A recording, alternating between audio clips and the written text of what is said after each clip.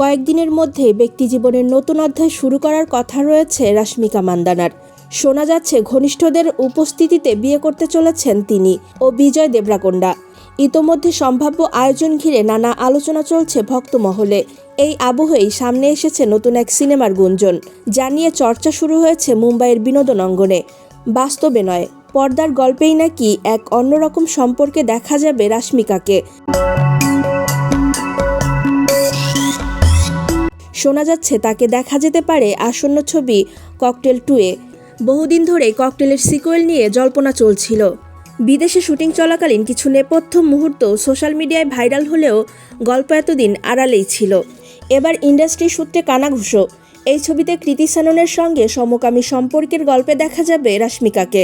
কৃতি রাশমিকা এই ছবিতে সমকামী দম্পতি হিসেবে ধরা দেবেন। আরও জানা যাচ্ছে, দুই নারী চরিত্রকে কেন্দ্র করেই তৈরি হয়েছে সম্পর্কের জটিলতা, যেখানে তৃতীয় গুরুত্বপূর্ণ চরিত্রে থাকবেন শাহিদ কাপুর। সম্প্রতি শুটিংয়ের শেষ দিনে পরিচালক হোমি আদাজানিয়া পুরো টিমের সঙ্গে একটি ছবি শেয়ার করেন। সেই ফ্রেমেই একসঙ্গে দেখা যায় কৃতি, রাশমিকা ও শাহিদকে। এরপর থেকে গল্পের সম্ভাব্য দিক নিয়ে আলোচনা আরও জোরদার হয়।